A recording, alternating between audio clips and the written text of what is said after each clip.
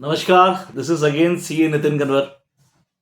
Sir, अब आज हम बात करेंगे टैक्स ऑडिट की।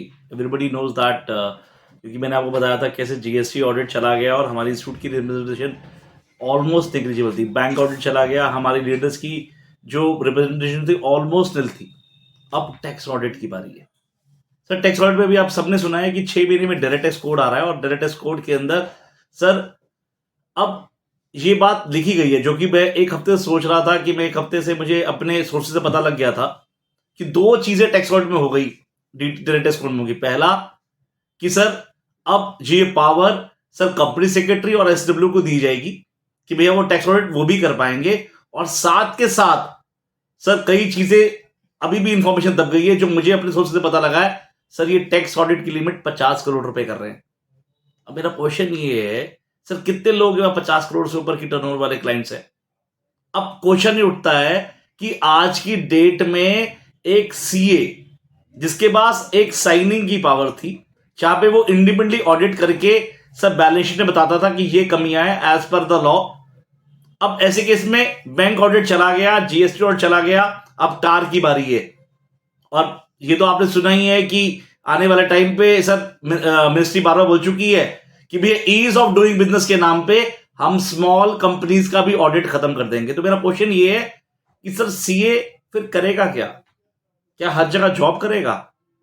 क्या आज क्वेश्चन ये उठता है कि क्या सारा एमएसएमई सेक्टर या सारे के सारे यंग चार्ट अकाउंटेंट अब प्रैक्टिस नहीं कर पाएंगे, वो किसी ना किसी के यहां पे जॉब करेंगे?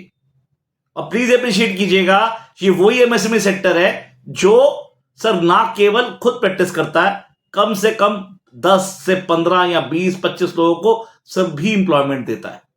तो उस सेक्टर को मार दिया जाएगा अब क्या? तो मेरा क्वेश्चन ये है, ऐसा क्यों कर रहे हैं?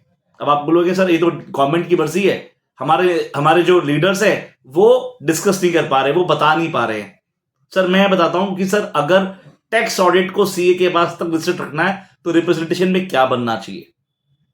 सर मेरे लीडर्स को ये वर्किंग करनी चाहिए कि सर जब आप टार जमा कराते हैं, टार में आप रिपोर्टिंग करते हैं, तो आईटीआर में भी जो रिपोर्ट हो गया, टार के बाद जो आईटीआर में रिपोर्ट हो गया, टार की वजह से सर वो टैक्स एक सीए ने जमा करवाया है। क्योंकि अगर उसने टार में रिपोर्ट नहीं किया होता तो सर क्लाइंट ने आईटीआर में रिपोर्ट नहीं किया होता। तो जो टैक्स जमा है वो सीए की वजह से हुआ है। दूसरा, सर आपने टार में रिपोर्टिंग करी, उसने आईटीआर में रिपोर्टिंग नहीं करी, वो जो टार की वजह से जो 143(1) में जो ऐड हुआ है वो भी एक चार्टर्ड अकाउंटेंट की वजह से हुआ है। तो प्लीज अप्रिशिएट कीजिएगा, ये दूसरे तरह का जो टैक्स है जो गवर्नमेंट ने कलेक्ट किया है, ये भी सीए के द्वारा किया गया। थर्ड, सर जहां पे being an auditor, sir CA का और ऑडिटी का, सर अगर जहां पे ओपिनियन मैच नहीं किया तो आपने क्या किया? आपने रिपोर्टिंग की 3CA के 3 नंबर में या 3CA के सर 5 नंबर में। मैं फिर से बोल देता हूं, 3CA के 3 नंबर में या 3CB के 5 नंबर में। वहां पे जो रिपोर्टिंग करी है, प्लीज अप्रिशिएट कीजिएगा, आपने डिपार्टमेंट को बताया है कि सर एसएससी का व्यू ये है, पर एक्चुअली में सर फैक्ट्स में ये है, इन चीजों में मुझे लगता है कि इनकम टैक्स पे नहीं हुआ है या फिर इनकम टैक्स का यहां पे उसने फ्लाउट किया है। सर ये रिपोर्टिंग कौन कर रहा है? ये अगेन चार्ट अकाउंटेंट कर रहा है सर। तो ये 3 तरह की रिपोर्ट आप अगर सर गवर्नमेंट के पास लेके जाएंगे, और ये वो 3 चीजें हैं जो गवर्नमेंट सर कभी भी सर 100% स्क्रूटनी के बावजूद भी सर ये नहीं पकड़ सकती थी। वो काम मैंने और आपने सबने मिलकर किया है। उसके बावजूद सर अब सर मेरे जो लीडर्स, सो कॉल्ड लीडर्स हैं, वो रिप्रेजेंटेशन कुछ नहीं दे रहे, वो कह रहे हैं यार गवर्नमेंट की मर्जी है, हम क्या कर सकते हैं। तो फिर तो सर मुझे लगता है कि end of the day sir क्या ये इंस्टीट्यूट जॉब के लिए रह जाएगा? अगर मैं जॉब की बात करूं, प्लीज अप्रिशिएट कीजिएगा, और ये बात क्लियर है, और बहुत लोग, ये मैं नहीं बता रहा हूं, ये डाटा बताता है। आज की डेट में सर जो इंडस्ट्री है, जो मैनेजमेंट के जो सर जो एमबीए जो बी स्कूल है, बी स्कूल ऑफ मैनेजमेंट की बात कर रहा हूं मैं, आईएम की बात नहीं कर रहा। अगर फर्स्ट टाइम चार्ट अकाउंटेंट को जो पैसे मिलते हैं उससे 8 से 10 लाख रुपए आज जो एमबीए करता है बी स्कूल से, उसको ज्यादा मिलते हैं। तो मेरा क्वेश्चन ये है कि अगर फर्स्ट टाइम चार्ट अकाउंटेंट को पैसे कम मिलने हैं और एमबीए के बी स्कूल को पैसे ज्यादा मिलने हैं, तो मेरा क्वेश्चन ये है मैं प्रैक्टिस अगर कर नहीं पाऊंगा बिकॉज मैं यंग चार्ट अकाउंटेंट हूं, मैं एक स्मॉल या मीडियम साइज फर्म हूं, क्योंकि मेरे ऑडिट के सारे आपने सर दरवाजे बंद करा दिए। तो मेरा क्वेश्चन ये है, अगर मुझे जॉब ही करनी है तो मेरा क्वेश्चन उठता है वो सीए क्यों करेगा?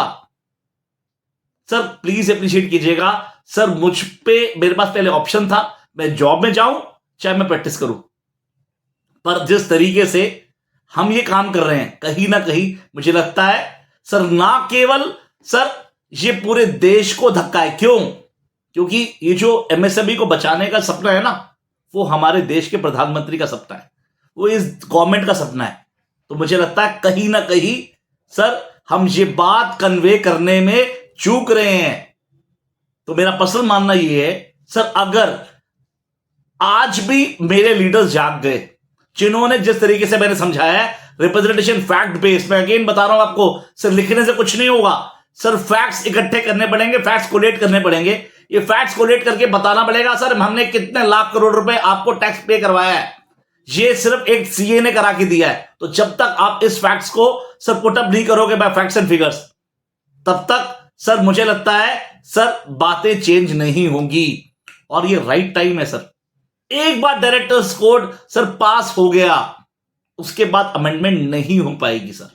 मेरा पर्सनल मानना है अगर ये फैक्ट्स एंड फिगर्स ढंग से पुटअप हो गए तो सर आने वाले टाइम में ये भी हो सकता है सर डिपार्टमेंट वो जो 4480 के लिए में 10 करोड़ कर दिया ना, उसको भी वापसी 1 करोड़ या 2 करोड़ कर देगा। क्यों? बिकॉज जब उसको लगेगा कि इतना कुछ टैक्स में हम टैक्स ऑडिट में रिपोर्टिंग कर रहे हैं जिसकी वजह से हमें टैक्स मिल रहा है। तो मेरा पर्सनल मानना है सर रिक्वेस्ट है सब सीए मेंबर से सर, प्लीज सर ना केवल आपने, मैं बोल रहा हूं सर जागो सीए जागो सर, प्लीज सब लीडर को ही बोलिए जागो लीडर जागो। जब तक ये काम नहीं होगा सर मुझे लगता है सर आने वाला टाइम हमारे लिए बहुत कठिन है। मेरे लिए ये कहना कि ट्रेडिशनल काम छोड़ दीजिए और सर कोई ऐसा काम कीजिए, फॉरेन अकाउंटिंग वाला काम पकड़िए सर, उसका कोई फायदा नहीं है सर, वो मेरा एक ऑप्शन हो सकता है, आप मुझे फोर्सफुली नहीं कर सकते। दूसरी बात मैं ऑलरेडी डिस्कस कर चुका हूं कि अगर मुझे ये काम करना होता तो मुझे सीए बनने की जरूरत नहीं थी। तो सर ये क्वेश्चन अब मेरे और आपके बीच में है। अब आने वाला टाइम मुझे लगता है सर हम पे और एक बहुत बड़ा क्वेश्चन मार्क लगा रहा है, क्या हमारा सर्वाइवल होगा या नहीं होगा। तो इन सब को आंसर देने के लिए आपको ना केवल खुद जागना है, लीडर्स को भी जगाना है और उस व्यक्ति को सर हमेशा इलेक्शन जिताना है जो व्यक्ति आपके पॉइंट उठाए, जो आपके लिए लड़ सके और जो आपके लिए सारे कदम उठाए निस्वार्थ भाव से। मैं सीए नितिन कन्वर सर सदैव आपके लिए, सदैव आपके साथ। Sir ballot number 13 centre oscillation का टेस्ट कर रहा हूं सर, कोशिश कीजिएगा मुझे फर्स्ट प्रेफरेंस दीजिए।